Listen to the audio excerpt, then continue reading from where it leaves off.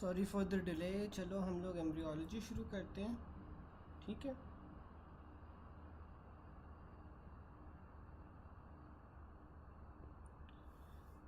Embryology में हमारे पास point number 419 है। 419 में हमारे पास erythropoiesis occurs in the middle trimester mainly from liver, ठीक है।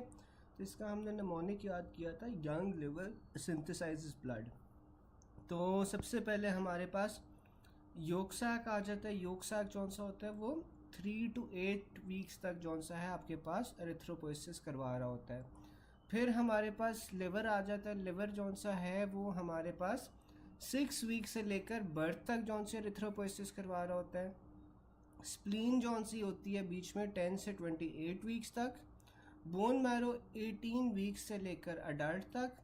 और जो HB आपके पास योग साक में बन रही होती है हीमोग्लोबिन, उससे हम गोअर हीमोग्लोबिन कहते हैं। चलो मुझे कोई बता सकता है कि जो गोअर हीमोग्लोबिन है उसके अंदर आपके पास कौन सी चेन्स मौजूद होती हैं?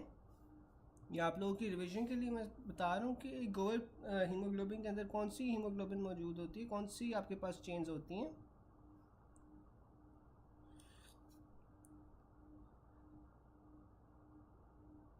कैपा और एप्सिलॉन, दो जीटा और दो एप्सिलॉन होती है ना, 2 जीटा और 2 एप्सिलॉन होती हैं।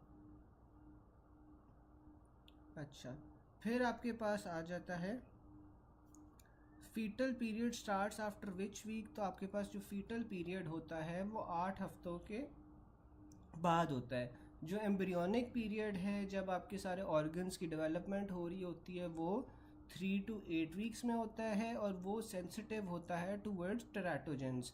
जबकि आपके पास 8 हफ्तों बाद जौन सा है फीटल पीरियड शुरू हो जाता है, ठीक है। Embryonic age is calculated 14 days after the first day of last menstrual period. तो जो लास्ट मेंस्ट्रुअल पीरियड होता है उसके 14 दिन बाद आप एम्ब्रियोनिक एज को निकाल सकते हो। अच्छा, फिर उसके बाद क्राउन रम्प लेंथ जो 3 से 8 वीक्स के दरमियान में होती है वो कितनी होती है? क्राउन रम्प लेंथ आपके पास 10 to 15 mm² होती है बिटवीन 3 to 8 वीक्स जो आपके पास ये एम्ब्रियोनिक पीरियड होता है, ठीक है। एम्ब्रियोनिक पीरियड के अंदर जो क्राउन रम्प लेंथ होगी वो 10 से 15 mm² होगी। फिर उसने कहा हुआ है कि आपने LMP निकालना है इस डेट से इस डेट तक।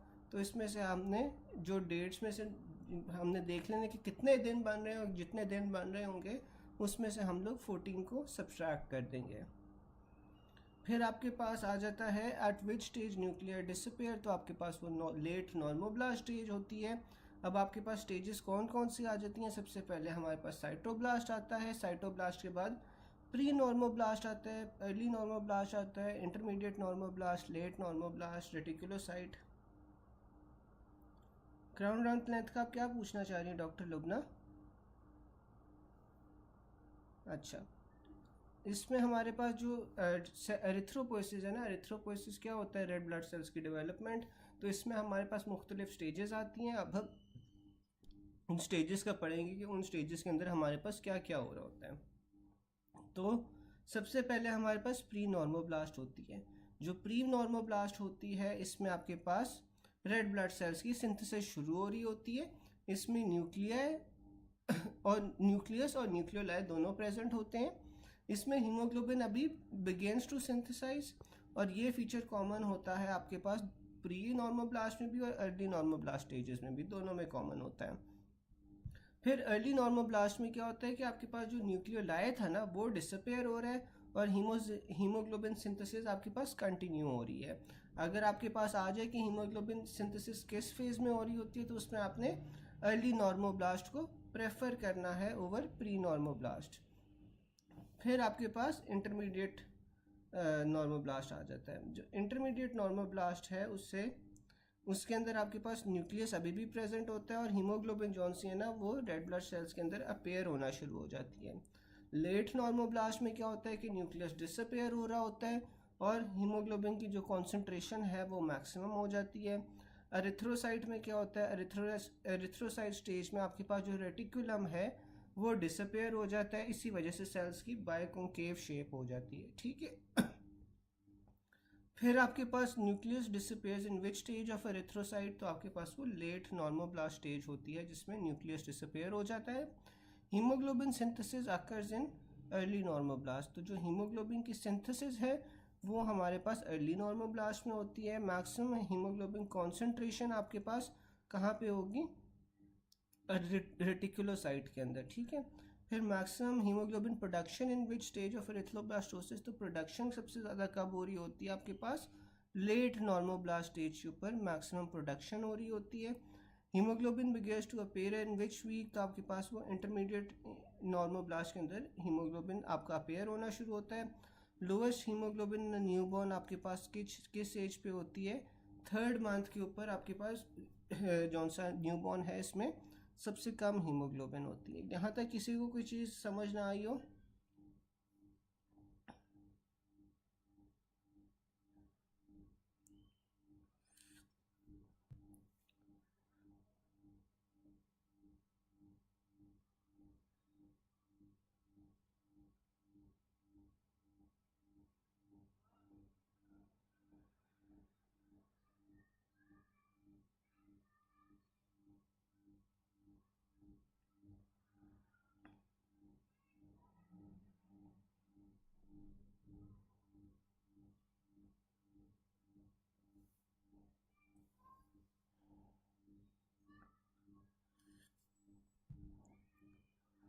फिर हमारे पास रैथकीस पाउच की डेवलपमेंट आ जाती है। जो हमारे पास इंटीरियर पिट्यूटरी है या एडिनो हाइपोफिसिस है, वहाँ से क्या डेवलप होता है आपके पास, रैथकीस पाउच डेवलप होता है। और Rathke's pouch which is an ectodermal derivative of the primitive mouth या स्टोमोडियम। तो एंटीरियर पिट्यूटरी से आपके पास किस चीज़ की डेवलपमेंट हो रही है, रैथकीस पाउच की। और रैथकीस पाउच से आपके पास प्रिमिटिव माउथ या स्टोमोडियम की डेवलपमेंट हो रही है। तो ऊपर फिर आपके पास एमसीक्यूज में आ जाता है, anterior pituitary gland is derive from Rathke's pouch, development of anterior pituitary gland is from out pouching of the stomodeum. अगर दोनों ऑप्शंस में होंगी तो आपने स्टोमोडियम को प्रेफर करना है ओवर रैथकीस पाउच, ठीक है। फिर आपके पास आ जाता है फिजियोलॉजिकल हर्निएशन। जो फिजियोलॉजिकल हर्निएशन है 4 से 6 वीक्स के दरमियान होती है। मैंने क्या बताया था कि आपके पास जो फीटस होता है उसके अंदर इतनी जगह मौजूद नहीं होती कि आपके जो इंटेस्टाइन्स हैं वो वहाँ पे डेवलप कर सकें, तो इस वजह से आपके पास फिजियोलॉजिकल हर्निएशन होती है। फिजियोलॉजिकल हर्निएशन होती है, फिर आपके पास जो गट है वो 270 डिग्रीज काउंटर क्लॉकवाइज मूव करता है। पहले वो 90 डिग्री रोटेट करेगा, फिर वो फर्दर 180 डिग्री रोटेट करेगा, ठीक है। और ये जो एक्सेस होता है यहाँ, ये कौन बना रही होती है, सुपीरियर मीजेंटेरिक डक्ट, आर्टरी और वाइट लाइन डक्ट, ठीक है। तो ये जिस एक्सिस के अराउंड रोटेट कर रहे होते हैं वो आपके पास सुपीरियर मीजेंटेरिक आर्टरी होती है और वाइट लाइन डक्ट होता है जिसके अराउंड गट जौन सा है वो रोटेट करता है। फिर हमारे पास आर्चेज आ जाती हैं। आर्चेज में हमारे पास जो फर्स्ट आर्च है वो किस तरह याद रखनी है, फर्स्ट आर्च इज मैक्सिमल। तो इसमें आपके पास मैक्सिलरी आर्टरी डेवलप होती है, मैक्सिलरी नर्व और मैंडिबुलर नर्व डेवलप होती है, both are branches of the trigeminal nerve. फिर आपके पास मसल कौन सा आ जाता है, मसल्स ऑफ मास्टिकेशन आ जाते हैं, माइलोहाइड आ जाता है और इंटीरियर बेली ऑफ डाइगैस्ट्रिक आ जाता है। बोन्स और कार्टिलेजेस में आपके पास मैक्सिला आ जाती है, जाइगोमैटिक बोन आ जाती है, और फिर पैलेटाइन आ जाती है, squamous part of temporal bone आ जाती है, मेलियस, इंकस, मैंडिबुलर प्रोसेस ये सारी आ जाती हैं। मिड रोटेशन ऑफ मिडगट का वापस बता दें। अच्छा, जो आपके पास मिडगट की रोटेशन हो रही होती है ना, मिडगट की रोटेशन में आपके पास क्या होता है कि ना, जो आपके पास गट है ना, वो जो फीटस है, फीटस के अंदर इतना आपके पास एरिया नहीं होता कि जो गट है ना वो पूरा का पूरा डेवलप हो सके। तो 4 से 6 वीक्स के बाद आपके पास जो गट होता है ना वो आपके पास बाहर निकल जाता है। बाहर कहाँ से निकलता है, आपके पास अम्बलाइकल रिंग से बाहर निकलता है। अम्बलाइकल रिंग से बाहर निकलने के बाद वो क्या करता है, काउंटर क्लॉकवाइज रोटेशन करता है। काउंटर क्लॉकवाइज पहले 90 डिग्री करेगा, फिर 180 डिग्रीज करेगा, तो टोटल हमारे पास 270 डिग्री हो जाएगा, ठीक है। ये जब इसने अम्बलाइकल रिंग से रोटेशन कर ली उसके बाद ये वापस फिर अंदर चला जाता है। और ये रोटेट किसके अराउंड हो रहा होता है, सुपीरियर मीजेंटेरिक आर्टरी और वाइट लाइन डक्ट के अराउंड ये रोटेट कर रहा होता है, ठीक है, ये बताया है। उसके बाद आई होप मैंने आप लोगों को गैस्ट्रोसील और ओम्फेलोसील का भी बताया था, वो आपको याद होगा, गैस्ट्रोसील और ओम्फेलोसील वाली चीज़ें याद है सबको? गैस्ट्रोसील ओम्फेलोसील याद है?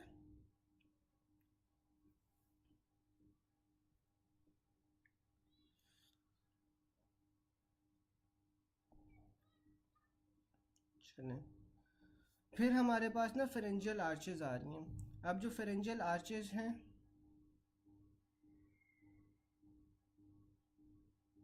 हाँ हाँ वापस जाता है ना, पहले बस वो रोटेट होने के लिए बाहर आता है, फिर वो वापस चला जाता है। अगर वापस ना आ जाए तो देन आपके पास एक पैथोलॉजिकल कंडीशन हो जाएगी ना, कि सारा का सारा जो आपके पास इंटेस्टाइन्स है वो बाहर पड़े हुए हैं बच्चे के, तो वो तो एक पैथोलॉजिकल कंडीशन हो जाएगी, तो बिल्कुल वापस जाता है। फिर आपके पास ना फ्रेंजियल आर्चेज आ जाती हैं। फ्रेंजियल आर्चेज में फर्स्ट आर्च जौन सी होती है वो मैक्सिमल होती है। इसमें मैक्सिलरी आर्टरी आ जाती है, मैक्सिलरी ब्रांच ऑफ ट्राइजेमिनल आ जाती है, mandibular branch of trigeminal nerve आ जाती है। मसल्स में आपके पास मसल्स ऑफ मास्टिकेशन आ जाते हैं, माइलोहायोइड आ जाते हैं, इंटीरियर बेली ऑफ डाइगैस्ट्रिक आ जाती है।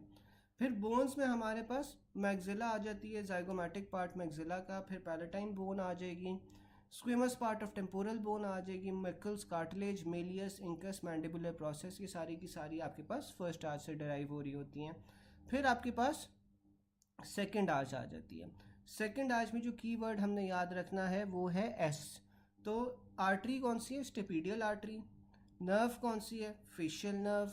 मसल्स कौन से हैं? मसल्स ऑफ फेशियल एक्सप्रेशन, जिसमें पोस्टीरियर बेली ऑफ डायगैस्ट्रिक आ जाएगी, स्टाइलोहायोइड आ जाएगा और स्टेपीडियस आ जाएगा। लिगामेंट कौन सा होगा? स्टाइलोहायोइड लिगामेंट ही होगा। बोन्स ऑफ कार्टिलेज में आपके पास स्टेपीज आ जाएगा, स्टाइलोहायोइड आ जाएगा, upper part of hyoid bone, और साथ में अपर पार्ट के ऊपर लेसर हॉर्न मौजूद होता है हायोइड बोन के, ठीक है। फिर हमारे पास थर्ड आर्च आ जाती है। थर्ड आर्च में कीवर्ड क्या है? फेरेंज। तो उसमें आपके पास आर्टरी कौन सी आएगी? Internal carotid artery, common carotid artery, ठीक है। फिर आपके पास नर्व कौन सी आ रही है? ग्लॉसोफेरेंजियल नर्व और मसल स्टाइलोफेरेंजियस मसल। इसमें आपके पास lower part of hyoid bone आएगा, और lower part of hyoid bone पे आपके पास ग्रेटर हॉर्न मौजूद होगा। फिर हमारे पास फोर्थ आर्च आ जाती है। फोर्थ आर्च के अंदर हमारे पास राइट सब क्लेवियन आ जाती है, साथ में आर्च ऑफ अयोटा आ जाती है, ठीक है। फोर्थ आर्च में जो आर्टरीज ड्राइव हो रही हैं वो राइट सब क्लेवियन है और आर्च ऑफ अयोटा है। इसमें नर्व कौन सी है? Superior laryngeal nerve, branch of vagus nerve. फिर आपके पास मसल्स ऑफ सॉफ्ट पैलेट आ जाते हैं, एक्सेप्ट टेंसर विलाई प्लेटिनी, और साथ में क्रीकोथायरॉयड और क्रीकोफेरेंजियस। और कार्टिलेजेस में आपके पास सारी की सारी थायराइड कार्टिलेजेस आ जाती हैं। सिक्स्थ आर्च से आपके पास डक्टस आर्टरियोसस आता है। डक्टस आर्टरियोसस के बाद आपके पास लेफ्ट और राइट पल्मोनरी आर्टरीज आ जाती हैं। जो नर्व है, ऊपर आपके पास सुपीरियर लैरेंजियल ब्रांच थी, नीचे आपके पास रिकरेंट लैरेंजियल ब्रांच होगी वेगस नर्व की। इसमें जो आपके पास मसल्स आ रहे हैं, मसल्स में जितने भी आपके पास इंट्रिंसिक मसल्स ऑफ लेरिंग्स होते हैं सब आ जाते हैं, सिवाय क्रीकोथायरॉयड की, क्योंकि जो क्रीकोथायरॉयड है वो आपके पास फोर्थ आर्च से ड्राइव हो रहा था। और फिर आपके पास skeletal muscles of the oesophagus भी आ जाते हैं, और कार्टिलेजेस में आपके पास सारी की सारी थायराइड कार्टिलेजेस आ जाएंगी। फिर आपके पास आ जाते हैं एमसीक्यूज में, a mother alcoholic mother with baby of with baby with facial hypoplasia. तो फेशियल हाइपोप्लेजिया हुआ है तो इसका मतलब है कि फर्स्ट फेरेंजियल आर्च जौन सी है उसमें डिफेक्ट है। फोर्थ और सिक्स्थ आर्चेस में डिफेक्ट होगा तो आपके पास थायराइड कार्टिलेजेस नहीं बनेंगी। पेटेंट डक्टस आर्टरियोसिस आपके पास सिक्स्थ आर्च का डेरिवेटिव होता है। डेरिवेटिव और सेकंड फेरेंजियल आर्च आपके पास स्टाइलोहायोइड लिगामेंट होता है। सेकंड आर्च डेरिवेटिव आपके पास क्या होता है? Styloid process of temporal bone. Facial nerve आपके पास सेकंड फेरेंजियल आर्च की डेरिवेटिव है। और थर्ड ब्रिंकल आर्च से आपके पास स्टाइलोफेरेंजियस मसल आता है, ठीक है, हमने फेरेंक्स से याद किया था। It also comes as which muscle is derive from the third pharyngeal arch, तो वो आपके पास स्टाइलोफेरेंजियस होता है। Recurrent laryngeal nerve is derivative of sixth arch, जबकि जो सुपीरियर लैरेंजियल थी वो आपके पास फोर्थ आर्च की थी। Maxillary artery is derivative of first arch. First arch हमने याद किया था कि इज मैक्सिमल, ठीक है। यहाँ तक किसी को कोई बात ना समझ आई हो?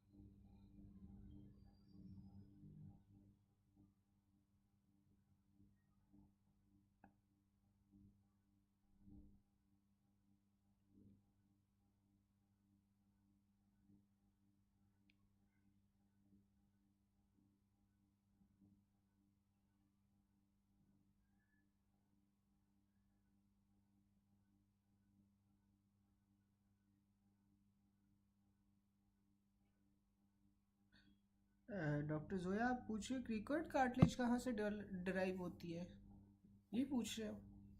जो आपके पास क्रिकोइड कार्टिलेज है ना, वो भी आपके पास फोर्थ और सिक्स से ही होगी। क्रिकोइड भी आपके पास फोर्थ और सिक्स से होगी, ठीक है। फिर आपके पास आ जाता है sales having most telomerase activity. तो आपके पास जर्म सेल्स होते हैं जिनके अंदर टीलोमरेज एक्टिविटी सबसे ज़्यादा होती है, क्योंकि इनके अंदर सबसे ज़्यादा पोटेंशियल होता है डेवलपमेंट का, या ये आपके पास मुख्तलिफ़ किस्म के सेल्स के अंदर जाके ये बन सकते हैं, ठीक है, जर्म सेल्स जौन से होते हैं। Also note that primordium germ sales derive from the ectoderm, ठीक है। जो प्राइमोडियम जर्म सेल्स होते हैं उसमें आपने एपीब्लास्ट को चूज़ करना है ओवर एक्टोडर्म, ठीक है, प्राइमोडियम जर्म सेल्स में। Germ cells arise in the yolk sac at the third week of intrauterine life. They originate from the ectoderm. अगर एपीब्लास्ट होगा तो वो चूज़ करेंगे। Primordium germ cells are derive from epiblast. तो बस यही आपने याद रख लेना है कि एपीब्लास्ट को आपने प्रेफर करना है ओवर एक्टोडर्म। फिर telomerase most commonly present in germ cells. Germ cells incorporate at sixth week. Primordium germ cells of yolk sac migrate to the gonadal ridge at in which week? तो 6 weeks पे।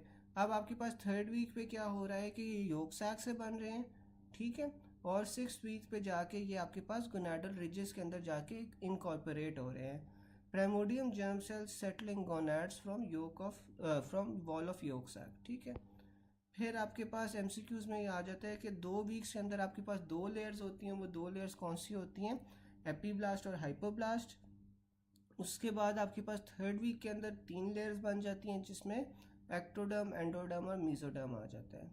लेरेंजियोट्रेकियल groove आपके पास third week के अंदर present होता है। 7 to 8 weeks most common gonadal ridges of both sexes are same, but what points will be different in boys? तो आपके पास testis descend with the gubernaculum.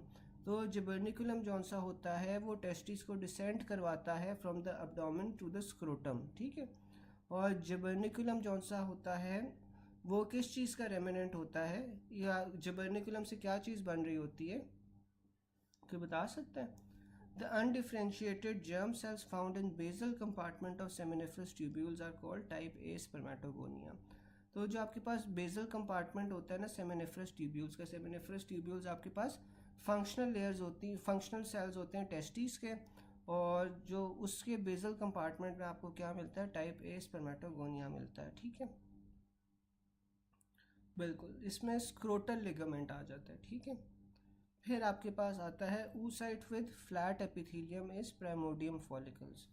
तो आपके पास जो oocytes होते हैं जिनकी फ्लैट एपिथेलियम होती है उसे आप प्राइमोडियम फॉलिकल कहते हो। The primary oocytes complete their first meiotic division before ovulation. तो जो प्राइमरी oocytes होते हैं वो अपनी पहली मेयोटिक डिवीजन ओव्यूलेशन से पहले कंप्लीट कर देते हैं। After ovulation primordium follicle ruptures, bleeds and become corpus haemorrhagicum, ठीक है। तो ओव्यूलेशन के बाद आपके पास जो प्राइमोडियल फॉलिकल होता है वो रप्चर करता है, ब्लीड करता है, और उससे फिर हम कॉर्पस हेमोरेजिकस कहते हैं। Cells release by ovary at the time of ovulation कौन से होते हैं? सेकेंडरी oocytes होते हैं। The oocytes release during ovulation is called secondary oocyte। तो ओव्यूलेशन के दौरान जो आपके पास सेल रिलीज हो रहा होता है उसे आप सेकेंडरी oocyte कह रहे होते हो। The primary oocyte is surrounded by zona pellucida, corona radiata, और जब उसमें फ्लूइड स्पेसेस बनना शुरू हो जाती हैं तो आप उसे सेकेंडरी फॉलिकल कह देते हो। अगर आपको याद हो तो मैंने उस दिन डायग्रामेटिकली सारा दिखाया भी था। Primary oocyte by granulosa cells and having fluid filled spaces, तो उसे आप सेकेंडरी फॉलिकल कह रहे हो। Regarding oogenesis, all primary oocytes complete their first meiotic division before ovulation, ठीक है। तो oogenesis में आपके पास क्या हो रहा होता है कि जितने भी आपके पास प्राइमरी oocytes होते हैं वो अपनी पहली मेयोटिक डिवीजन ओव्यूलेशन से पहले कंप्लीट कर लेते हैं, जबकि सेकेंडरी मेयोटिक डिवीजन के अंदर जाके वो अरेस्ट हुए होते हैं। और जो आपके पास सेकेंडरी मेयोटिक डिवीजन में किस फेज पे वो अरेस्ट हुए होते हैं, कोई मुझे बता सकता है? सेकेंड मेयोटिक डिवीजन में वो किस स्टेज पे अरेस्ट हुए होते हैं?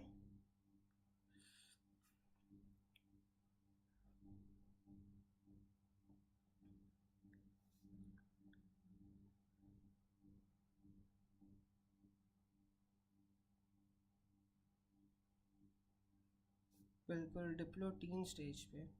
Primary oocytes are formed in fifth month of fetal life and start meiosis 2-1 but remain dormant in puberty until which सब phase तो आपके पास वो डिप्लोटीन phase होता है, ठीक है। It also comes as primary oocytes remain arrested in diplotin which is a sub phase of prophase, ठीक है। फिर आपके पास आ जाता है ovary has pool of follicles। Number of follicles developing in each menstrual cycle आपके पास कितनी होती है? 15 से 20 प्राइमोडियल फॉलिकल्स आपके पास एक बारी के अंदर स्टिमुलेट होते हैं। A secondary oocyte is formed under the influence of FSH, ठीक है। फिर आपके पास आ जाता है at the start of menstrual cycle 12 to 20 primary follicles begin to develop under the influence of FSH to form secondary follicles. On day 14 of the cycle, the luteinizing hormone surge is triggered. This causes the secondary follicle to develop into tertiary follicles. Haploid number of chromosomes with haploid DNA are seen in spermatids. तो जो spermatids होते हैं उसमें आपके पास haploid chromosomes होते हैं with haploid DNA. The primary oocyte after first maturation division produces one secondary oocyte and polar body. फिर आपके पास आ जाते हैं स्पर्म पेनिट्रेशन लेयर्स। कौन कौन सी होती हैं जिन्हें स्पर्म पेनिट्रेट करता है? उसमें कोरोना रेडिएटा आ जाती है, जोना पेलिसिडा आ जाती है और oocyte की मेम्ब्रेन आ जाती है। फर्टिलिन एट हेड ऑफ स्पर्म। फर्टिलिन जो आपके पास स्पर्म के हेड पे होता है वो क्या करवा रहा होता है? अडहेरेंस ऑफ कैप ऑफ ओवम। तो फर्टिलिन जौन सा होता है स्पर्म को ओवम के साथ जोड़ रहा है, जबकि जो एक्रोसिन है, एक्रोसिन आपके पास एक्रोसोम रिएक्शन करवा रहा होता है जिसके थ्रू जो स्पर्म है वो लेयर्स को पेनिट्रेट कर रहा होता है। Fertilin is a sperm surface protein with an essential role in fertilization. It is required for the migration of spermatozoa through the oviduct, for binding to the zona pellucida and for effective binding to the egg plasma membrane, ठीक है। यहाँ तक किसी को कोई question हो यार?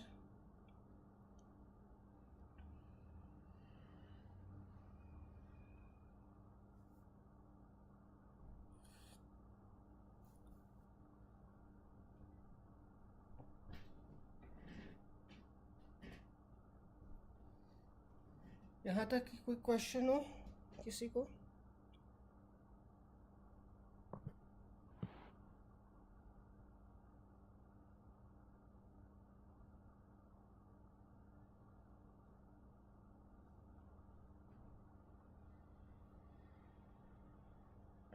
अच्छा, फिर आपके पास पॉइंट नंबर 428 आ जाता है। इसमें क्या है? Primitive streak mesoderm migrates to interior abdominal wall and around cloaca. The rupture of this mesoderm cranially will produce ectopic anal opening, ठीक है। तो जब आपके पास प्रिमिटिव मेसोडर्म माइग्रेट करती है to the interior abdominal wall around the cloaca, अब अगर rupture हो जाए ऑफ दिस मेसोडर्म क्रेनियली तो आपके पास एक्टोपिक एनल ओपनिंग बनेगी, और अगर रप्चर हो जाए कॉर्डली तो फिर आपके पास एक्स्ट्रोफी ऑफ ब्लैडर आ जाएगा, ठीक है। मेसोडर्म डिफेक्ट क्रेनियली आपके पास एक्टोपिक एनल ओपनिंग आ रही है। मेसोडर्म डिफेक्ट कॉर्डली आपके पास एक्स्ट्रोफी ऑफ ब्लैडर आ रहा है। Urothelium in the following condition will have greater chance to convert to carcinoma. फिर आपके पास क्या हो जाएगा इसमें? Exstrophy of bladder. फिर आपके पास एक्स्ट्रा एम्ब्रियोनिक मेसोडर्म किस चीज़ का डेरिवेटिव है? एक्स्ट्रा एम्ब्रियोनिक मेसोडर्म से क्या चीज़ डिराइव होती है? हाइपोब्लास्ट, ठीक है। एक्स्ट्रा सिलोमिक मेम्ब्रेन आपके पास हाइपोब्लास्ट से डिराइव हो रहा है।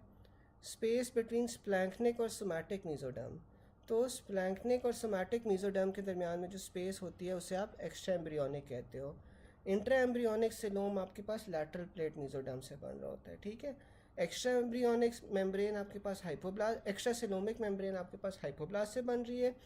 स्पेस बिटवीन स्प्लैंक्निक और सोमैटिक मेसोडर्म आपके पास एक्स्ट्रा एम्ब्रियोनिक हो रही है, और इंट्रा एम्ब्रियोनिक सिलोम आपके पास लैटरल प्लेट मेसोडर्म का डेरिवेटिव है।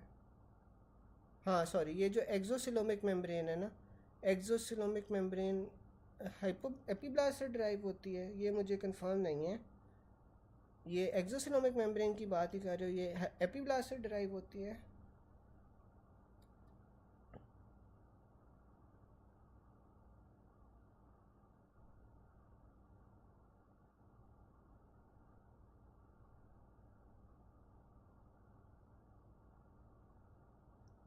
अच्छा, extra embryonic mesoderm, extra embryonic mesoderm जौन सी है वो एपीब्लास्ट से डराइव हो रही है। ठीक है, ठीक है, एक्स्ट्रा एम्ब्रियोनिक मीजोडर्म जौन सी है वो एपीब्लास्ट से डराइव हो रही है। फिर आपके पास फिर आपके पास आ जाते हैं यूट्रस एंड वजाइनल एपिथीलियम। अब जो यूट्रस और वजाइना की एपिथीलियम है दोनों वो कहाँ से बन रही हैं? एंडोडर्म और मीजोडर्म से बन रही हैं। फिर आपके पास एक्टोडर्म, एंडोडर्म और मीजोडर्म आ जाती है। एक्टोडर्म में आपके पास क्या होता है? Everything that makes you attractive. इसमें स्किन आ जाती है, hair, nails, breast, teeth, enamel, lens, cornea, ये सारे आपके पास एक्टोडर्म से आ रहे हैं।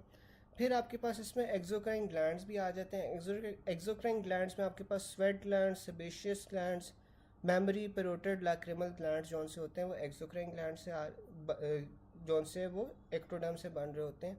फिर आपके पास नर्वस सिस्टम में central nervous system, peripheral nervous system, दोनों के दोनों जौन से होते हैं वो एक्टोडर्म से बन रहे होते हैं। From neural crest cells of ectoderm आपके पास क्या क्या बन रहा होता है? न्यूरल क्रेस्ट सेल्स से peripheral nervous system, adrenal medulla, melanocytes और फेशियल कार्टिलेजेस। बेसिकली ये सारे वो वाले आपके पास सेल्स हैं जो सीएनएस को छोड़ जाते हैं और बॉडी के दूसरे ऑर्गन्स के अंदर जौन से ना वो नर्वस टिश्यू बना देते हैं। तो ये आपके पास न्यूरल क्रेस्ट सेल्स के डेरिवेटिव हो गए। और जो न्यूरल ट्यूब है, न्यूरल ट्यूब आपके पास वो भी एक्टोडर्म से बन रही है। उसमें आपके पास brain, spinal cord, posterior pituitary, motor neurons, retina और इंटीरियर पिट्यूटरी, ये सारे के सारे आ जाते हैं। फिर एंडोडर्म आ जाती है।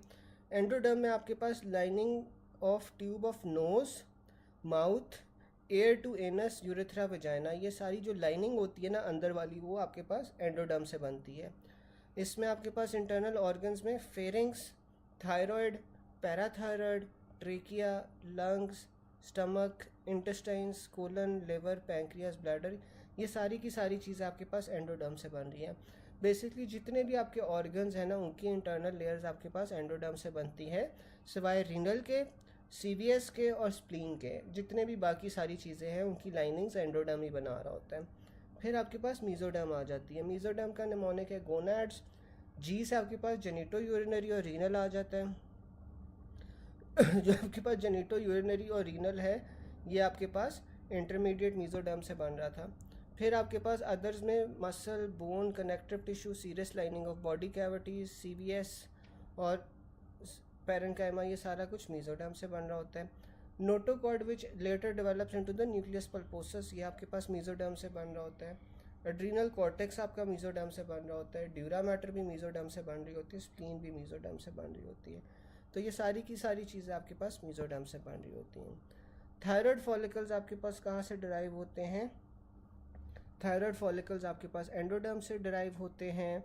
फिर आपके पास हेपाटोसाइट्स जो हैं वो एंडोडर्म से हैं, जबकि कूफर सेल्स आपके पास मीजोडर्म से हैं। मैंने बताया था कि जो जनरल सेल्स होते हैं ना किसी भी ऑर्गन के वो सारे के सारे एंडोडर्म से बन रहे होते हैं, लेकिन जो स्पेशलाइज सेल्स होते हैं किसी भी ऑर्गन के वो मीजोडर्म से बन रहे होते हैं। ठीक है। फिर हमारे पास लिवर में जो आपके पास what develops from endoderm of ventral foreguts, तो आपके पास वो हेपाटोसाइट्स आ जाते हैं। जो सलाइवरी ग्लैंड्स हैं वो एंडोडर्म और एक्टोडर्म दोनों से बन रहे होते हैं, जबकि जो एपिथेलियम वजाइना और एंडोमीट्रियम की है वो मीजोडर्म और एंडोडर्म से बन रही होती हैं। जो एपिथेलियम है, एपिथेलियम एक्टोडर्म, एंडोडर्म, मीजोडर्म तीनों से बन रही होती है डिपेंडिंग ऑन द लोकेशन। जो यूरिनरी सिस्टम है वो सारा आपके पास इंटरमीडिएट मीजोडर्म से बन रहा होता है।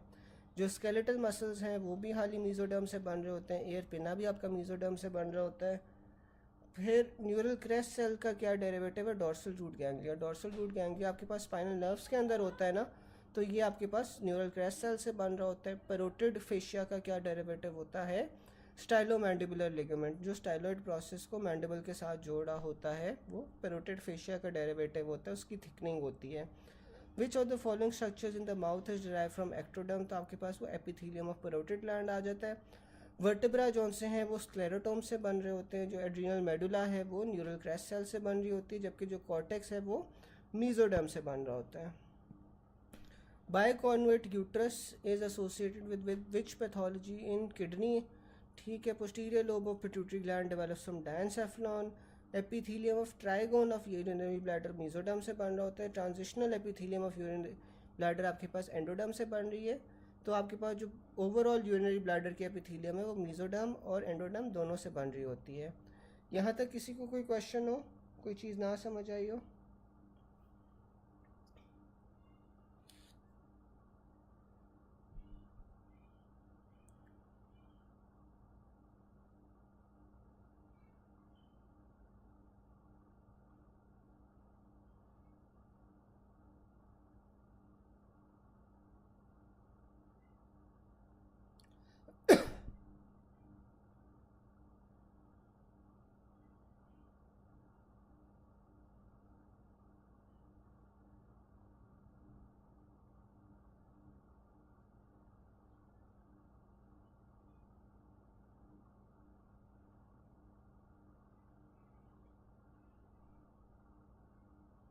गाइस यहाँ तक कोई चीज़ ना समझ आई हो?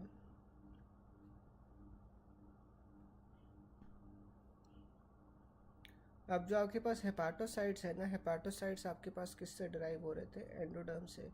कुफर सेल्स किससे हो रहे थे? मेसोडर्म से। Smallest functional unit of liver क्या होता है? एक एसिनस जोन से होता है, हेपाटिक एसिनस, वो स्मॉलेस्ट फंक्शनल यूनिट होता है लिवर का। ग्लूकोकाइनेज जो एंजाइम होता है वो हेपाटोसाइट्स के अंदर प्रेजेंट होता है।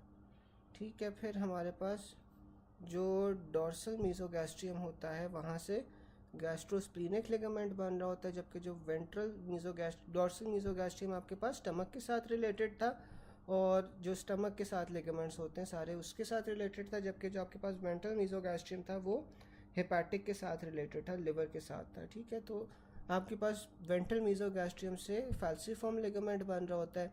फैल्सीफॉर्म लिगामेंट के अलावा आपके पास राइट से लेफ्ट ट्रायंगुलर लिगामेंट्स बन रहे होते हैं, कॉर्नरी लिगामेंट्स बन रहे होते हैं, हेपाटोड्यूडेनल लिगामेंट्स बन रहे होते हैं, और साथ में लेसर ओमेंटम बन रहा होता है। जबकि आपके पास जो डॉर्सल मीजोगैस्ट्रियम है, डॉर्सल मीजोगैस्ट्रियम से आपके पास गैस्ट्रोफ्रेनिक लिगामेंट, गैस्ट्रोस्प्लीनिक लिगामेंट, लीनोरीनल लिगामेंट और ग्रेटर ओमेंटम, ये सारे के सारे डॉर्सल मीजोगैस्ट्रियम से बन रहे होते हैं। गैस मुझे ये बताओ कि समझ आ रही है या मैं तेज़ चल रहा हूँ, नहीं समझा रहा एक एक चीज़? क्योंकि हमारे पास टाइम कम है, तो इसलिए मैं कह रहा हूँ कि बस आप जल्दी जल्दी आप लोगों की एक बार रिवीजन हो जाए, लेकिन अगर कोई नई चीज़ समझ आ रही तो बता दो यार, उस चीज़ में मैं फिर एम्फसाइज कर लेता हूँ।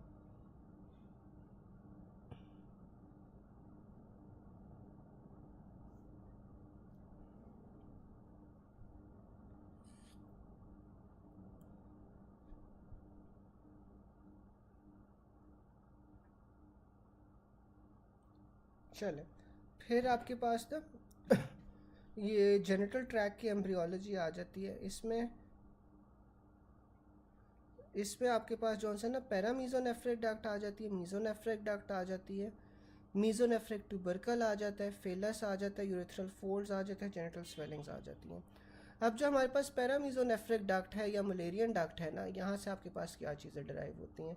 क्योंकि अब ये जो पैरामीजोनेफ्रिक डक्ट और मलेरियन डक्ट है, ये आपके पास फीमेल जेनिटल सिस्टम्स को बना रही होती है, तो इसमें ज़्यादातर फीमेल वाली चीज़ें आ जाती हैं। कौन कौन सी आ जाती हैं?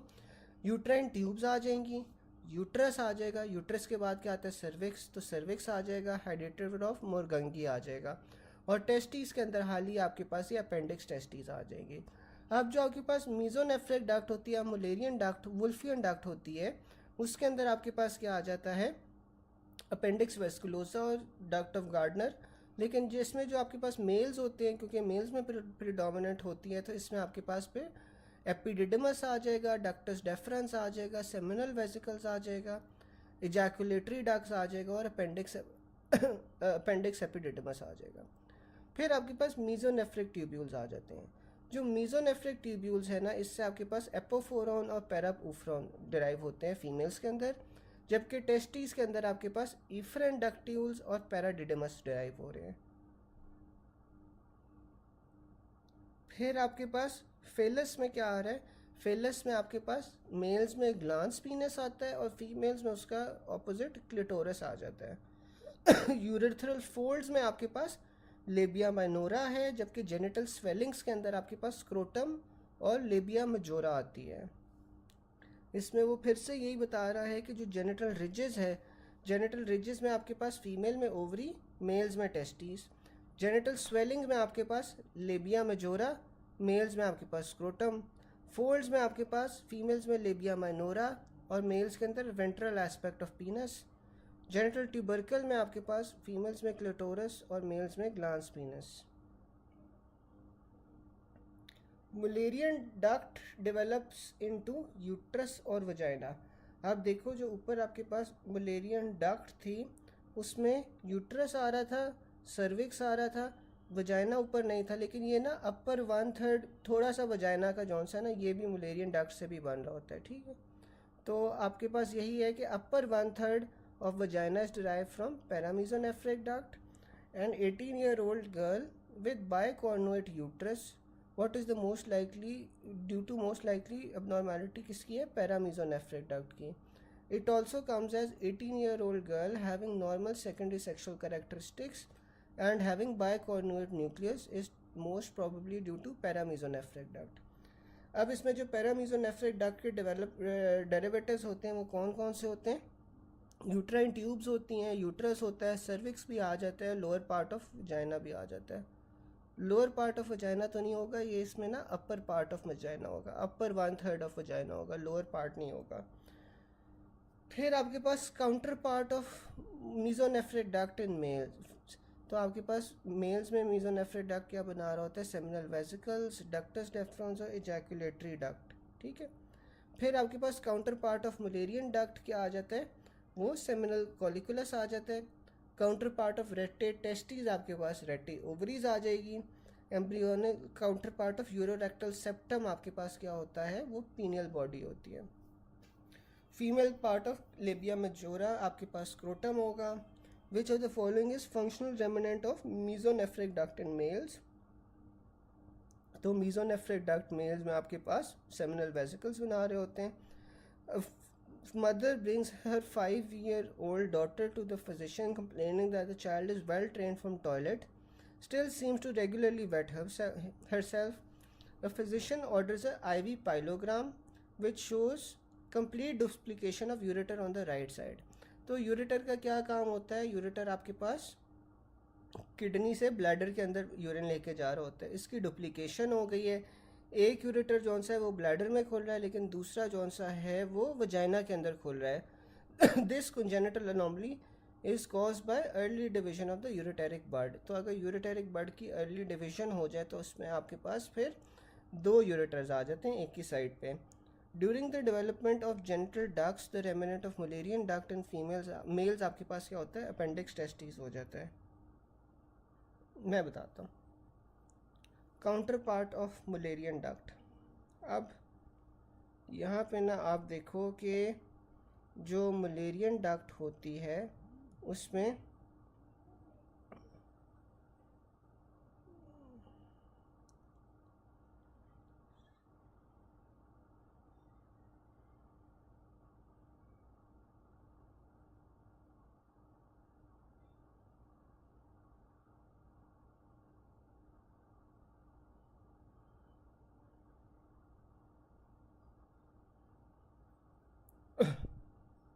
अच्छा, बेसिकली इसमें वो ये कहना चाह रहा है कि मुलेरियन डक्ट्स जौन सी होती हैं ना, वो फीमेल्स में क्या चीज़ बना रही होती है, मेल्स में क्या चीज़ बना रही होती हैं। अब जो फीमेल्स में बना रही होती है ना, उसका ये काउंटर पार्ट होता है, यानी कि जो फीमेल आपके पास स्ट्रक्चर्स है ना, वो ओवरी से ये बन रहे हैं, उसकी जगह मेल्स में आपके पास ये बन रहे हैं। तो one of them is seminal colliculus, जो आपके पास ये मेल्स से बन रहा होता है मुलेरियन डक्ट से, ठीक है। मुलेरियन डक्ट फीमेल्स में ये चीज़ें बना रही हैं, उसके काउंटर पार्ट में आपके पास सॉरी फीमेल्स में ये चीज़ें बना रही है, उसके काउंटर पार्ट में जो मेल्स में बना रही हैं वो ये बना रही हैं, ये वो कहना चाह रहा है। और इसमें फिर वो सेमिनल कॉलिकुलस को कह देता है कि सेमिनल कॉलिकुलस कौन सा होता है वो मेल्स में बनता है, और जबकि मुलेरियन डक्ट से फीमेल्स में ये चीज़ें बनती हैं। तो ये उसका मतलब है। एक सेकंड मुझे देना।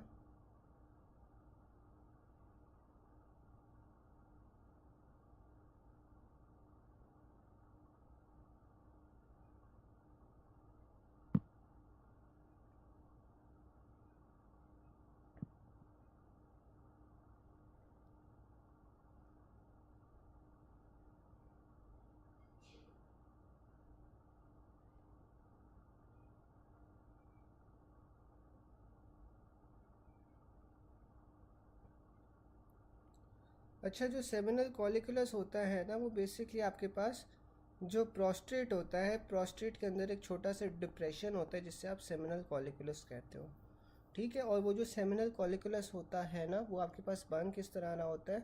वो आपके पास ये पैरामीजोनेफ्रिक डक्ट या मुलेरियन डक्ट से बन रहा होता है मेल्स के अंदर, ठीक है। ये प्रोस्टेट के अंदर ना एक छोटा सा डिप्रेशन होता है जो बन रहा होता है।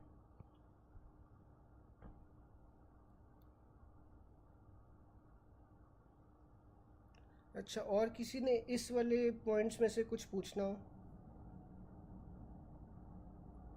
किसी ने और कुछ पूछना हो यहाँ तक?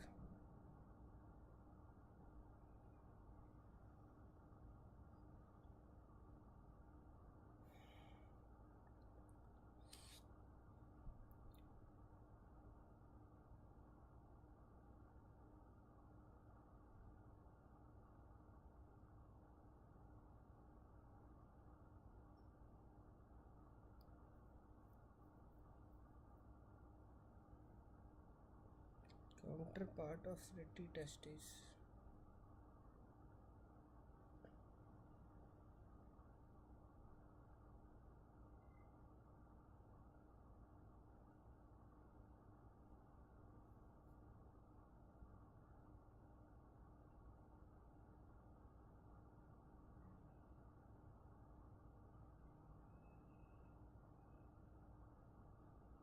जो आपके पास रेटी टेस्टीज होती है ना, रेटी टेस्टीज आपके पास क्या होती है बेसिकली, ये ना आपके पास मीडियास्टाइनम होती हैं टेस्टीज का जहाँ पे आपके पास सारी की सारी चीज़ें मिल के टेस्टीज के अंदर जा रही हैं, टेस्टीज से बाहर जा रही हैं ना, उससे आप जौन सा है ये रेटी टेस्टीज कहते हो।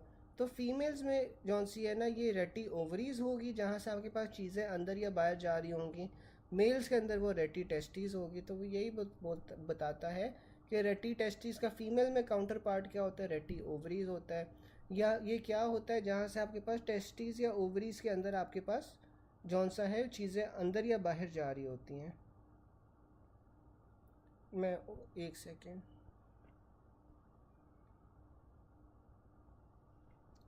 एपिथीलियम, डॉक्टर बलोच आप ये पूछ रहे हैं एपिथीलियम ऑफ यूरिनरी ब्लैडर जौन से वो मीजोडर्म और एंडोडर्म से डिराइव हुआ होता है, ये वाला पूछ रहे हैं? epithelium of urinary bladder derived from mesoderm plus endoderm.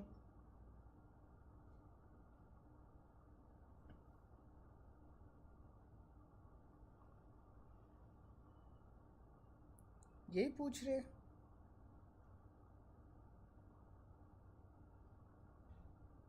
ये एपिथीलियम का क्या पूछना चाह रहे हैं?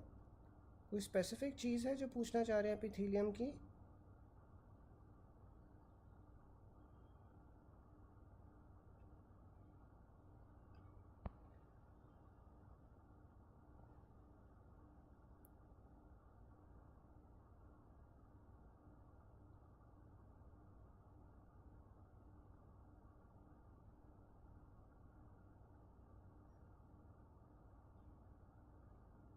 अच्छा, आप जनरली पूछना, जनरली मैं सारा दोबारा बता दूं? चलो मैं दोबारा से बता देता हूँ। आपके पास ना एक्टोडर्म होती है, एंडोडर्म होती है और मीजोडर्म होती है, ठीक है। अब जो सलाइवरी ग्लैंड्स हैं वो आपके पास कहाँ से ड्राइव हो रहे हैं, ये पूछना चाह रहे हैं? अच्छा, एक सेकेंड।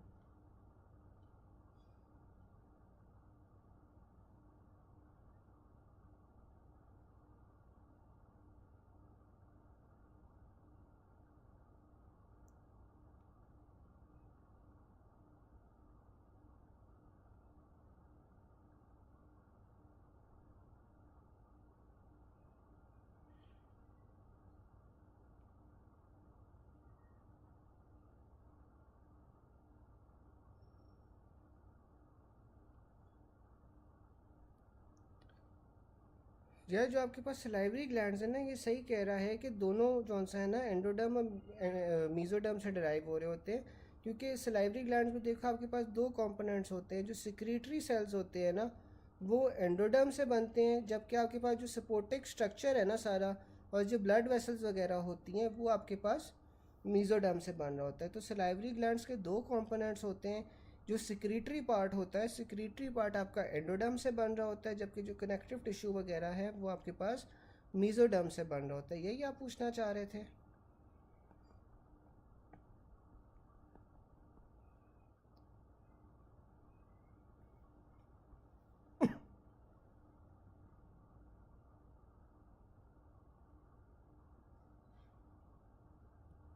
हाँ, तो यही ना, जो अब आपके पास सलाइवरी ग्लैंड्स होते हैं ना, सलाइवरी ग्लैंड्स के दो कंपोनेंट्स होते हैं, इसीलिए आपके पास जो सा है ना इनकी ड्यूल सोर्स ऑफ ओरिजिन्स होती हैं, ठीक है।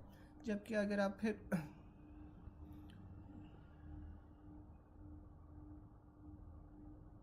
एंडो और एक्टो से होते हैं। यार एक सेकंड, ये मैं ना आपको क्लास के बाद कंफर्म करके बता देता हूँ। ये मैं आपको क्लास के बाद कंफर्म करके बता देता हूँ, क्योंकि जो स्वेट ग्लैंड्स होते हैं वो तो एक्टो से होते हैं। सलाइवरी ग्लैंड्स का आई एम नॉट श्योर, मैं ये आपको क्लास के बाद कंफर्म करके बता देता हूँ।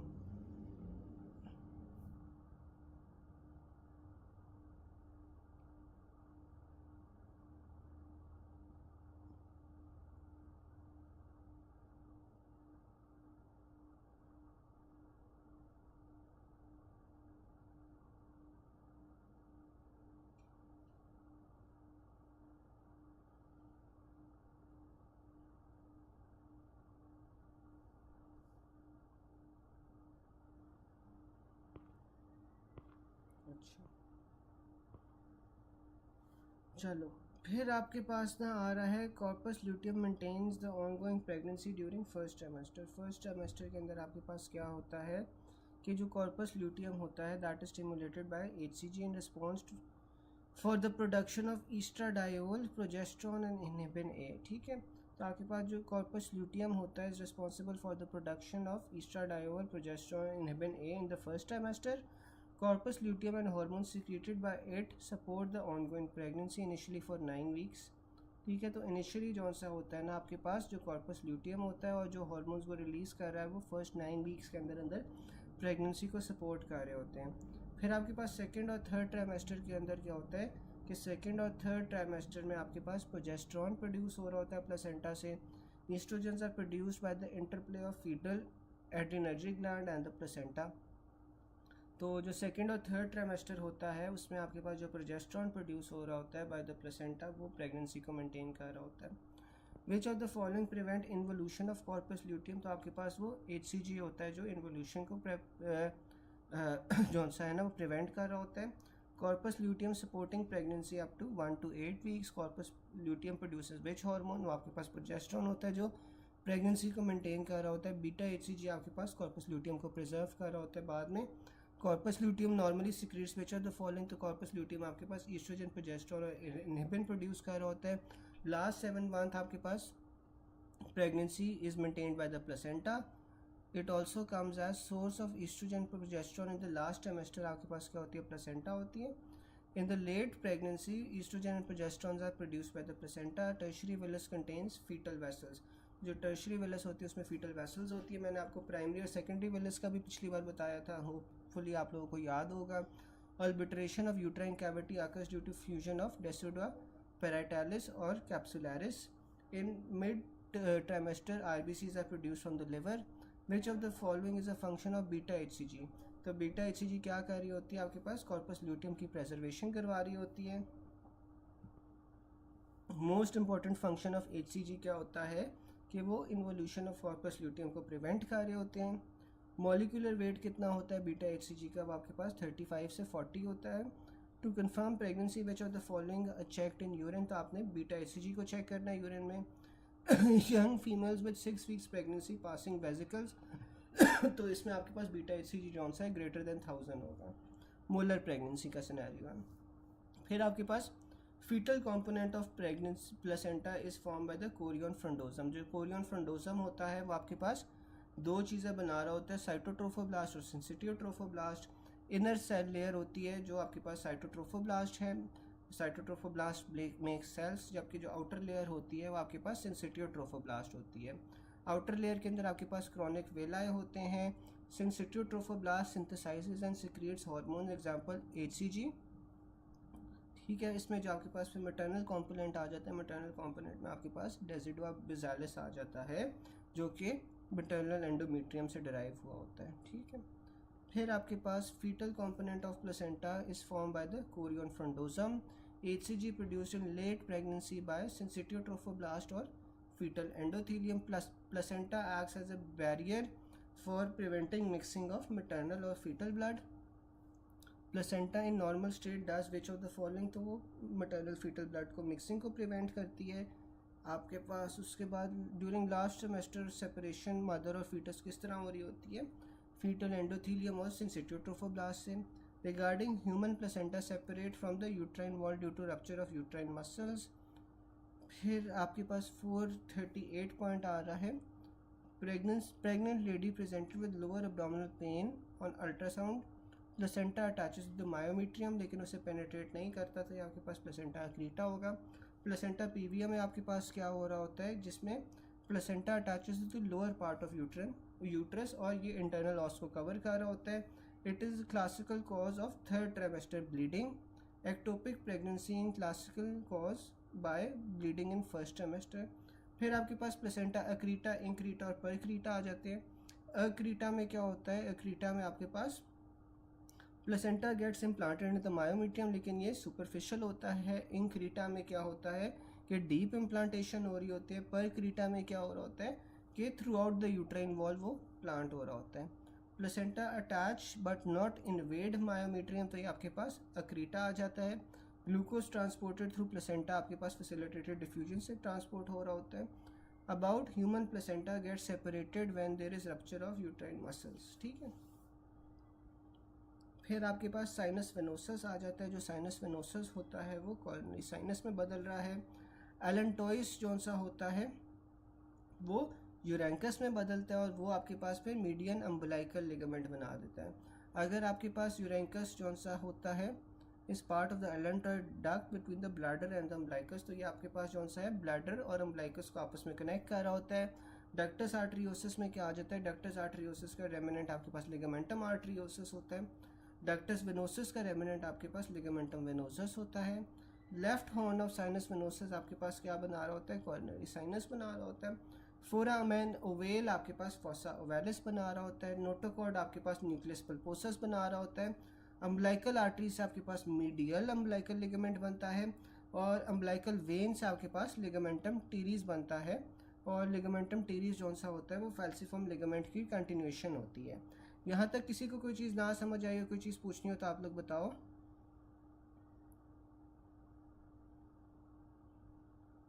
यहाँ तक किसी को कोई चीज़ ना समझ आई हो?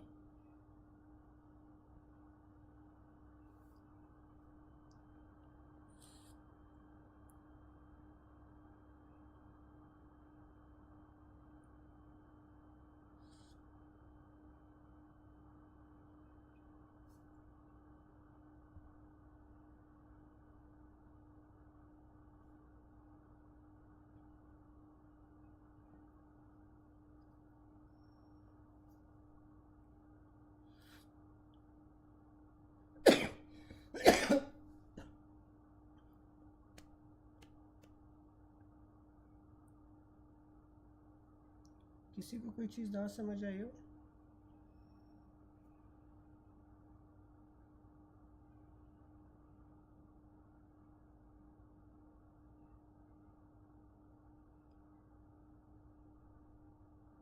यह बाकी लोगों को समझ आ रही है?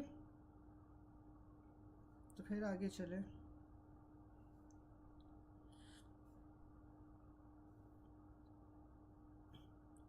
अच्छा, अब अगर टोटल फेलियर हो जाए ना यूरेंकस का ऑल्बिट्रेट करने में, तो आपके पास फिर क्या बनता है, यूरेंकल फिस्चुला बनता है। अगर आपके पास पार्शियल फेलियर हो जाए यूरेंकस का ऑल्बिट्रेट करने में, तो ये यूरेंकल सिस्ट बनता है। अगर पूरा का पूरा आपके पास सुपीरियरली या इन्फीरियरली आपके पास पेटेंट रह जाए ल्यूमेन, तो तब आपके पास यूरेंकल साइनस बन जाएगा, ठीक है। यूरेंकल्स, मैं यूट्राइन रप्चर मसल्स वाली बात समझा देता हूँ आपके पास। ये पहले देख लो कि जो अगर आपके पास टोटल फेलियर हो जाए ना यूरेंकस का ऑल्बिट्रेट करने में, तो आपके पास यूरेंकल फिस्चुला बन जाएगा। अगर पार्शियल फेलियर होगी तो बीच में एक सिस्ट बन जाएगी। अगर सुपीरियर या इन्फीरियर आपके पास हाली पेटेंट रह जाएगा तो या आपके पास यूरेंकल साइनस बन जाएगा।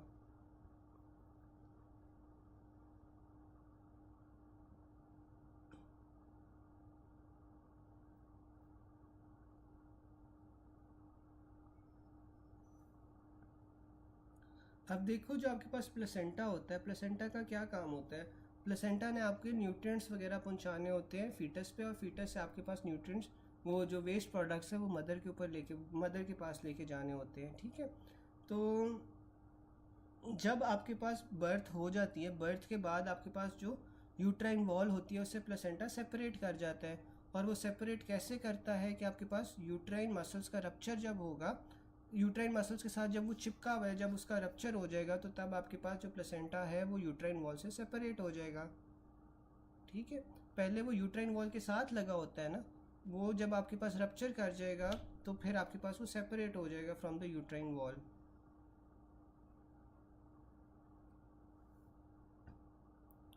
बेसिकली वो ये कहना चाह रहे हैं कि प्लेसेंटा जो आपके पास यूट्राइन वॉल के साथ लगा होता है ना, वो जो चिपका होता है वो ख़त्म हो जाता है, उससे वो रप्चर कह रहा है कि वो जो उसके साथ चिपका होगा वो अलहदा हो जाएगा।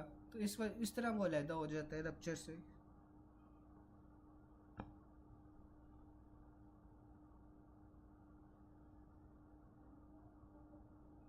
अच्छा, at which we Doppler can detect umbilical artery flow, तो अराउंड 8 हफ्तों में आपके पास जौन सा है डॉपलर से अम्बिलिकल आर्टरी फ्लो आ जाता है। Changes that occur after birth, ductus arteriosus आपके पास लिगामेंटम आर्टरियोसम में बदलता है आफ्टर बर्थ।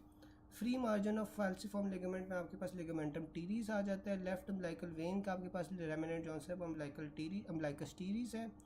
जो लिगामेंटम टीरीज के रिलेशन है runs in coronary ligament free edge. Nucleus pulposus जौन सा होता है वो रेमिनेंट होता है नोटोपॉड का। फिर आपके पास आ जाता है रेमिनेंट ऑफ एपिफिजियल प्लेट क्या होती है, एपिफिजियल लाइन होती है। ट्यूनिका वेजिनालिस किसका रेमिनेंट होता है, प्रोसेसस वेजिनालिस का। Remnants of previous osteons called interstitial lamella, remnant of vitelo-intestinal duct may result in formation of Meckel's diverticulum। फिर आपके पास आ जाता है about human umbilical cord। तो इसमें आपके पास 2 अम्बिलिकल आर्टरीज होती हैं और एक अम्बिलिकल वेन होती है, और जो सबसे ज़्यादा ऑक्सीजन सैचुरेशन होती है वो अम्बिलिकल वेन के अंदर होती है, ठीक है। फिर आपके पास आ जाता है hypospadias is due to rupture in urogenital folds. तो जो यूरोजेनिटल फोल्ड्स होते हैं ना, अगर उनमें डिफेक्ट हो जाए तो फिर आपको हाइपोस्पोडिएसिस होता है। यूरिन नीचे की तरफ से पीनस के आना शुरू हो जाता है। यूरोजेनिटल साइनस आपके पास ब्लैडर, प्रोस्टेट और यूरेथ्रा बना रहा होता है। जो आपके पास जेनिटल रिजेस होते हैं वो आपके पास टेस्टिस और ओवरी से बन रहे होते हैं। जेनिटल फोल्ड्स जौन से होते हैं वो लेबिया माइनोरा से बन रहे होते हैं, साथ में वेंट्रल एस्पेक्ट ऑफ पीनस से बन रहे होते हैं। फिर आपके पास urogenital sinus divided into upper and lower parts by the cloaca. Prostate markers released, sample taken from which structure. तो प्रोस्टेट मार्कर जब रिलीज होंगे आप सैंपल यूरोजेनिटल साइनस से ले रहे हो। A patient with well developed breast and secondary sexual characteristic but has primary amenorrhoea. तो ये आपके पास क्या है, जेनिटल रिज एबनॉर्मैलिटी है। ट्राइगोन ऑफ यूरिनरी ब्लैडर जौन सा होता है वो यूरोजेनिटल साइनस से बना होता है। जेनिटल ट्यूबरकल्स फीमेल्स आपके पास क्या बना रहे होते हैं, क्लिटोरिस बना रहा होता है, ठीक है। जेनिटल ट्यूबरकल से हमारे पास क्लिटोरिस बन रहा होता है। फिर आपके पास foramen caecum marks the formation of thyroid. Foramen caecum से आपके पास थायराइड बन रहा होता है। Which causes conversion of iodine into T4। तो आपके पास वो प्रिंसिपल सेल्स ऑफ थायराइड होते हैं जो आपके पास आयोडीन को T4 के अंदर कन्वर्ट कर रहे होते हैं। थायराइड ग्लैंड का मीडियल रिलेशन आपके पास रिकरेंट लैरिंजियल नर्व होती है। A child presents with mid line swelling below hired bone. तो ये आपके पास क्या होगा, थायोग्लॉसल सिस्ट होती है जो आपके पास मिड लाइन स्वेलिंग होती है below the hired bone. Epithelium changes shape with activity of gland. तो आपके पास ये थायराइड फॉलिकल्स आ जाते हैं। थायराइड हार्मोन की पैकिंग किस में होती है, गोल्जी कॉम्प्लेक्स में होती है। Relation of superior thyroid artery lies in front of the isthmus of thyroid which structures lies posterolateral to the thyroid. तो आपके पास वो क्रीकॉइड आर्टरी आ जाती है। थाइमस जौन सा होता है वो एंडोडर्म से डिराइव हुआ होता है ऑफ थर्ड ब्रिंकल पाउच। थाइमस और इंफीरियर पैराथायराइड ग्लैंड जौन सा है वो थर्ड ब्रिंकल पाउच से आ रहा है, जबकि सुपीरियर पैराथायराइड ग्लैंड आपके पास फोर्थ ब्रिंकल पाउच से आ रहा है। जो थाइमस होता है ये आपके पास इंटीरो सुपीरियर मीडियस्टाइनम के अंदर पड़ा होता है। इसमें आपके पास टी लिम्फोसाइट्स की मैच्योरेशन और डिफरेंशिएशन हो रही होती है। थाइमस की जो ब्लड सप्लाई है वो इंफीरियर थायराइड आर्टरी होती है और साथ में branches from the internal thoracic artery आ जाती है, ठीक है। डिजीजेस आपके पास इसमें हाइपोप्लास्टिक हो जाता है, इंडिजॉर्ज सिंड्रोम। थाइमोमा आपको किस में नज़र आता है, माइस्थीनिया ग्रेविस में, और सुपीरियर वीना केवा सिंड्रोम में आपको दोनों में थाइमोमास नज़र आते हैं, ठीक है।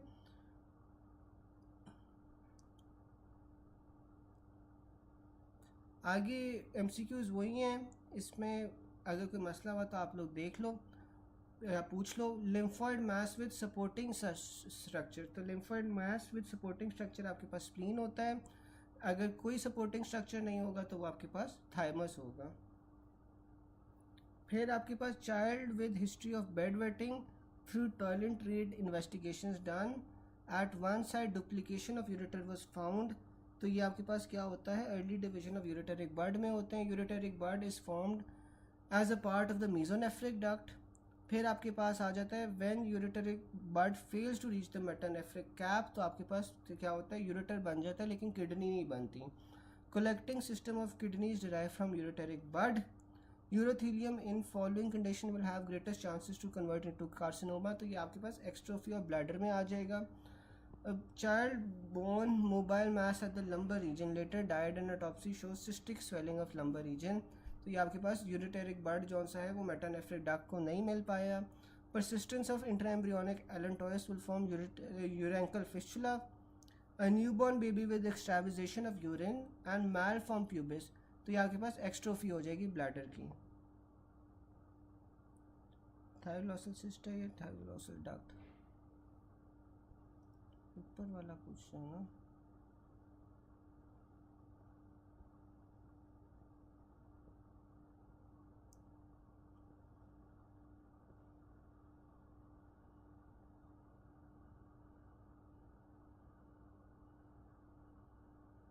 कौन से एमसीक्यू डॉक्टर जोया आप पूछ रहे हो, ये मुझे ज़रा बता दो. कौन सा वाला पॉइंट आप पूछ रहे हो, पॉइंट नंबर बता दो आप. Child born mobile mass at lumbar region later died. Autopsy में आपको सिस्टिंग स्वेलिंग मिली है लंबर रीजन में. यूरेटेरिक बर्ड आपके पास, इसका क्या मतलब है कि मेटानेफ्रिक डक्ट तक नहीं पहुंचा. A new born baby with extravasation of urine and malform pubis, आपके पास एक्स्ट्रोफी ऑफ ब्लैडर आ जाएगा.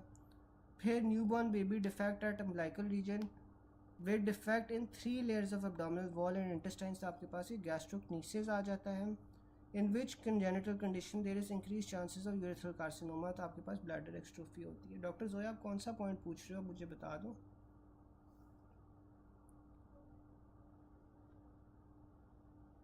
एक सेकेंड.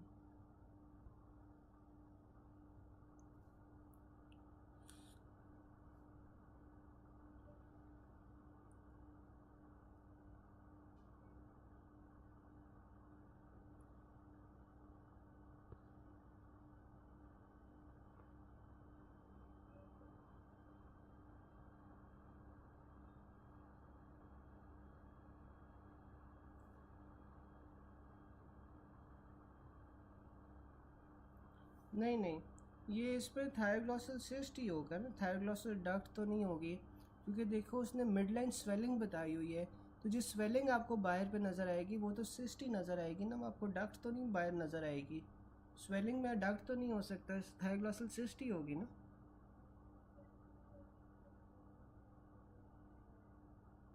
थायरोग्लॉसल सिस्ट ही होगी डॉक्टर जो है इसमें.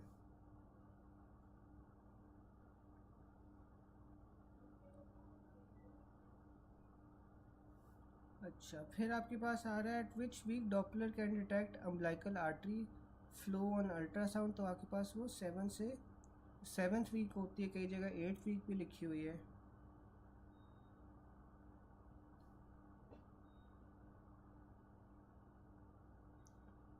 फिर आपके पास वीक 14 में आपके पास establishment of end diastolic flow होता है in umbilical arteries. Foetal movements जौन सी होती हैं वो 8 हफ्ते पे शुरू होती हैं. Fetal movement detected by mother किस हफ्ते पे, 20 वीक्स पे.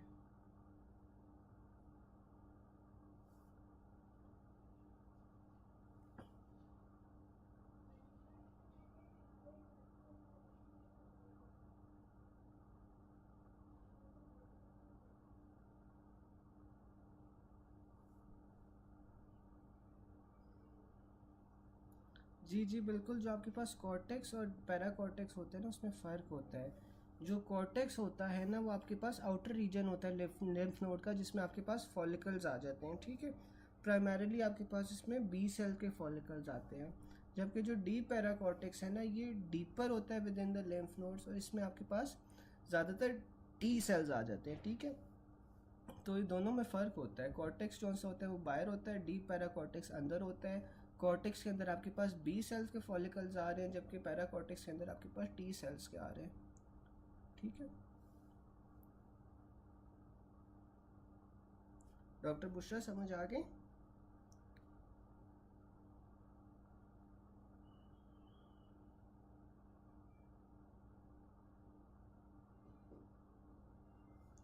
जो टी सेल्स हैं वो आपके पास डीप पैराकॉर्टेक्स में होंगे.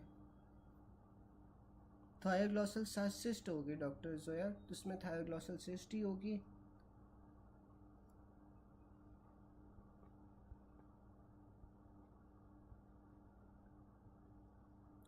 अब देखो ऊपर उसने लिखा हुआ है कि actually it is 7 to 8 weeks in many books, but week 7 alone and mentioned is in all many books too. तो ये आपने जॉन से ना इसमें 7 वीक्स याद रखना है. 7 वीक्स को आप प्रेफर करोगे. इसमें आप 7 वीक्स करोगे, ठीक है। और डॉक्टर बुशरा आप जो पूछ रहे हो उसमें हम डीप पैराकॉर्टेक्स को प्रेफर करेंगे, ठीक है। इमेच्योर टी सेल्स आपने डीप पैराकॉर्टेक्स में।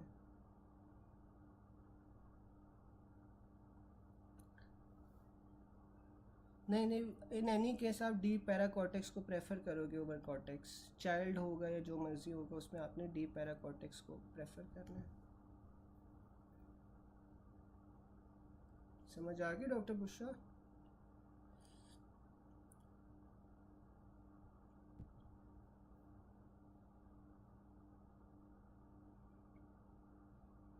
चले, अब इस तरह है कि यार ये हमारी एम्ब्रियो हो गई। अब 9:50 पे ना आप लोगों की क्लासेस शुरू हो जाती है, तो आप एक बार ना एम्ब्रियो के एमसीक्यूज उस फाइल से देख लेना।